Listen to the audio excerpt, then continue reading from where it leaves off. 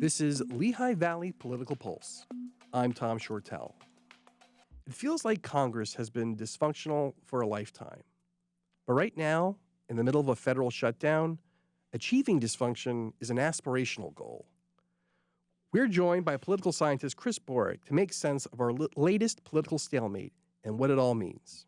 Hi, Chris. Hey, Tom. How are you? Well, I'm trying to make sense of our federal government at the moment. It's been shut down for about a week at the time of recording. Republicans want to pass a temporary spending bill, but don't have the votes to raise the debt limit without Democratic support in the Senate. What have Democrats demanded in negotiations, and how have Republicans responded thus far? The Democrats really have gone to the mat, if you will, on the issue of health care in this cycle. It's the issue of subsidies or government support for buying insurance under the Affordable Care Act, the marketplaces, right? That individuals above certain income levels get money to largely buy their premium or get their insurances paid for. The idea is, in this particular bill, it was passed back in 2021, that increased these subsidies and put them into place, and they're expiring.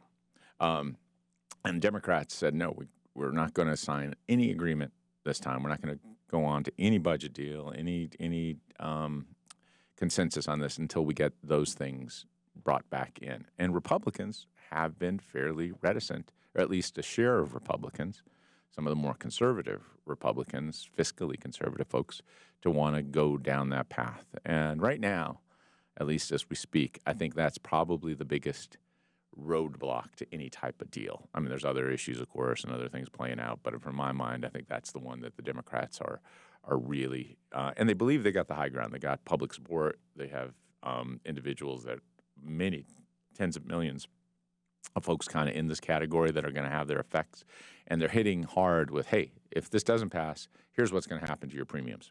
Here's what's going to happen to how much you're going to have to pay compared to where you were. And I think that's a piece of evidence for a lot of people. And this is not some small number. KFF did some research on this. They're one of the major healthcare policy think tanks, research groups. They've reported that it would be a equivalent of 114% increase in premiums for people on people getting their healthcare under the ACA. Yeah. So this is not a small chunk of change here. Now, is it just me, or has Congress forgotten how to negotiate? Because as you pointed out, there's a fair amount of Republicans who are in favor of continuing these subsidies, and you got to get to 60 votes in the Senate, and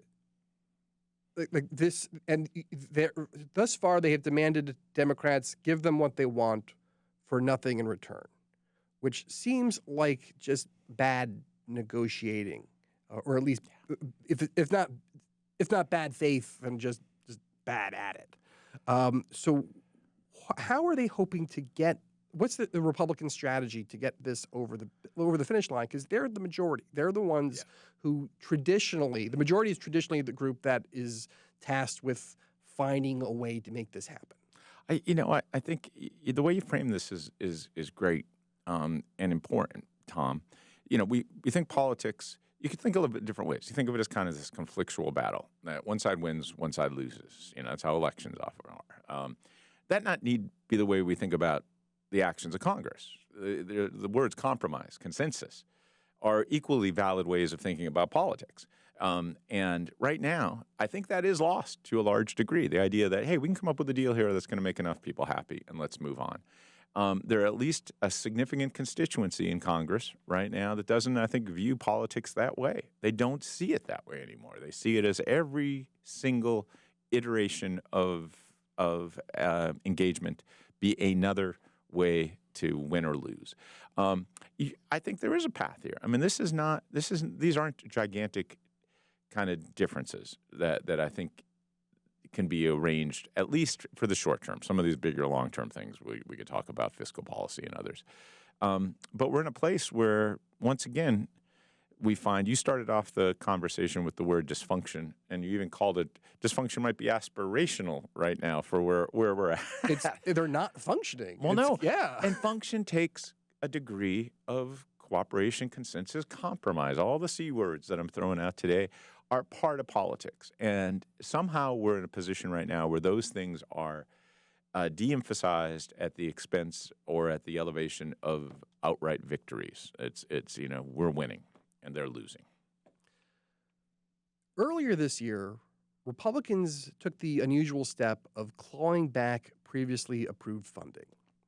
At the time, Democrats said it would permanently damage their willingness to engage in deal making with Republicans.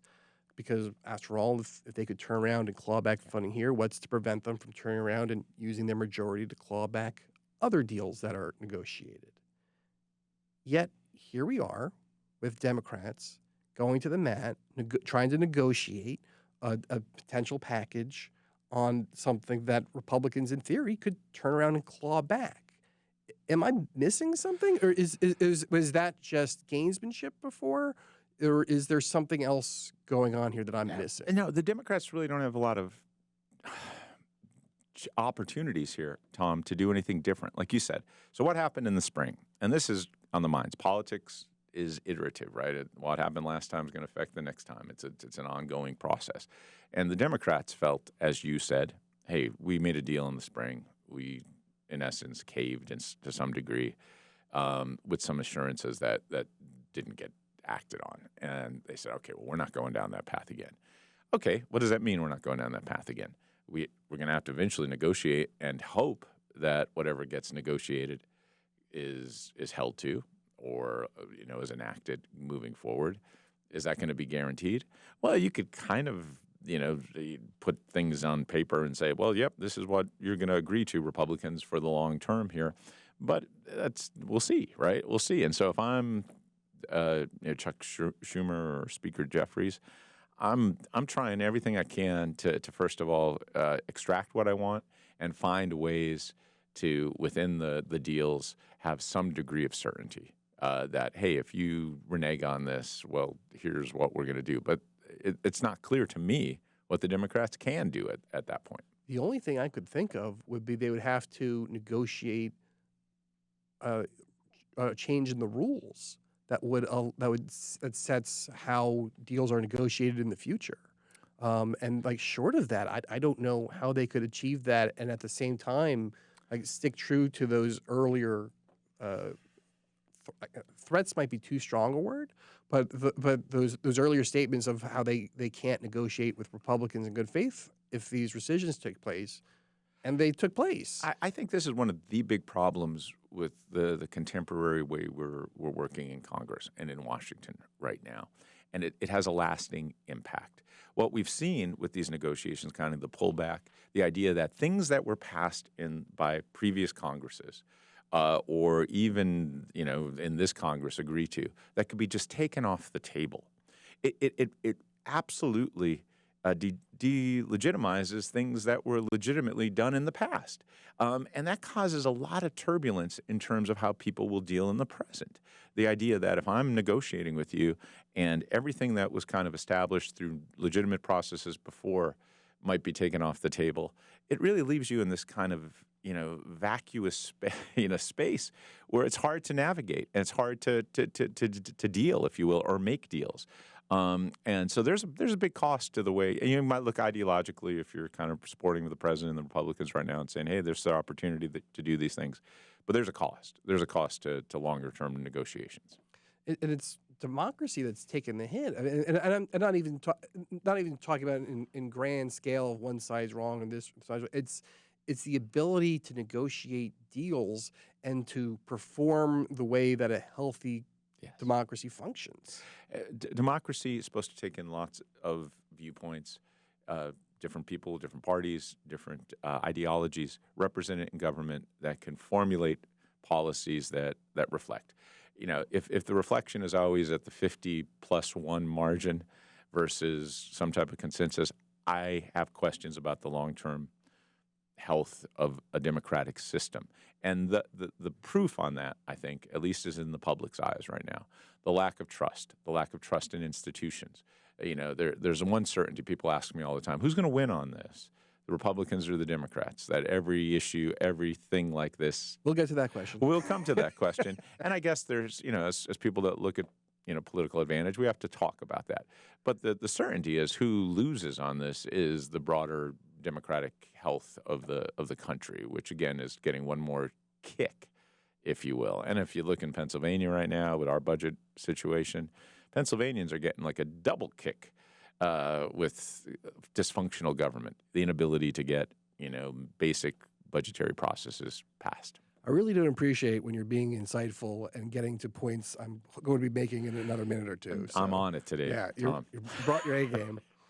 So from my seat on the sidelines, once the shutdown starts, the focus in Washington often shifts to who's winning the PR fight instead of resolving the conflict. Does that track with your experience? Yeah, it does, and that's that's real. That's real politics, right? There's elections coming up. There's this year's elections. There's the midterm elections, and so you're always thinking and framing actions and policies with the elections as a backdrop. And that's right now. I think it's from my perspective, and you're looking at that who's going to take the blame. Historically, we've seen Republicans take more hits on government shutdowns than Democrats. And people will ask me, well, why is that the case? Well, in some ways, the ideological framework that Republicans have is that government often is the enemy. It's the problem. It's the thing that we have to control. And so when government shuts down and you want to cast blame, I think it's easier to target Republicans. This is just from a communications perspective. You say, well, they hate government, and now they're killing government. And it's for the independent voter, the moderate voter. I think that's the easier buy-in, if you will, where a blame game is being played. And I think Republicans are probably seeing that already in this particular shutdown. I've seen some polling on this that seems, on the whole, both sides get blamed, but Republicans get blamed more. And that's going to take a little bit of a toll as we head into election cycles, if that's the case, and that's building. Now, this is not our first government shutdown, and you've referred to how this historically it's been the Republicans who have taken the hit of late. Are there counter examples of that? Can you think of any times where the Democrats have been viewed as the ones in the wrong, or is it just a matter of and as you pointed out, both sides typically get blame, but Republicans historically have been blamed more. Yeah, it's a margin game, as I said. If you look at polling right now and say, who's to blame on this? Of course, we go to our partisan corners and affix blame based on that. But for individuals that might be movable, independents, moderates, where they end up, what proportion tend to break either ways? And if you ask right now, more are saying Republicans. And that has, you said, historically, if you go back, look, poll by poll, shutdown by shutdown, what the available data is, it's pretty consistent. It's pretty consistent that Republicans, and again, there's circumstances that might lead to that, but I always kind of bring us back to the overall ideological relationships between government and the parties, right? Republicans having more naturally adverse relationship with government, and therefore when you look like you're shutting it down, it's easier to say, well, that's kind of what they want. And that's arguably kind of what's happening here, because the Trump administration is using this as an opportunity they've been threatening to use this as an opportunity to make mass layoffs across government, which they've already been doing, but been saying that they're going to accelerate it, and they're particularly going to accelerate it on policies and issues that Democrats have held closely in the past. Is that behavior shifting the perspective of this? Oh, I think it just adds, right? It adds to that narrative that I talked about. Think about this year, right? It's been a year of dismantling of government, purposefully and expressly by the Trump administration. They, with DOGE, things we've talked about in the past, and budget cuts and program cuts and staffing cuts, right? All those things have been front and center in the second Trump administration. So you start off 2025 with that approach. and the public, on the whole, wasn't necessarily all that satisfied with that. They kind of liked the idea of shrinking government, but the way it was enacted, the way the procedures, all stuff we've talked about before. And then later in the year, 6 months later, you're shutting down government. You're part of the shutting down. Again, I'm not casting blame either side. We could argue about that. But the public's going to see a shutdown, and who are they going to align it with? Is it going to be more aligned with Democratic positions on government who have fought kind of this year to preserve and make it a case that they want to preserve these organizations, agencies, staff, or the Republican Party right now that seems to be much more directly averse to those things? We've been talking about the winners. Meanwhile, the losers have pretty consistently been federal workers and the American people. If the shutdown drags on, air traffic controllers and service members will not get paid. The Smithsonian may be forced to close. Social Security payments may be delayed. And the NIH has halted research. The last shutdown in 2018, 2019 lasted 35 days and eliminated $3 billion of economic activity. How long do you think this shutdown could last? It's a great question. I think that the conditions are ripe for an extended shutdown. How long that is, your guess is as good as mine. Could it last as long as the 2018 one? Most certainly. I think that's just the reality of where we are right now in our politics. Those costs that you described, Tom, the loss of economic activity, the impact on people's lives. I just wish we could focus on that for a while. These government workers, these government programs, these government services, they're all real. They're all real. There's cost to that. When you're trying to piece things together all the time. This is happening in Pennsylvania, too, with agencies and groups and organizations and schools during budget shutdowns and budget crises. You have to work so much harder just to do the things that you're already challenged to do. And government workers are in that position right now. It's been a tough year in general, the environment for government work with uncertainty and all those things that weigh on you. And then you get, these budget situations. They just add on, and they build, right, and they make people do a lot more to do what they should do or struggle with already. And so those things start to pile up. Do they take a toll? Finally reach legislators, and they bend a little bit because of those things. I think historically that's been part of it. Are we immune to that more given the deep partisan divides that are apparent right now and on historic levels? I don't know, and that's what makes predicting when it ends a little harder. That's Muhlenberg College political scientist Chris Borick. This has been Lehigh Valley Political Pulse. I'm Tom Shortell. For an extended version of this interview, visit LehighValleyNews.com.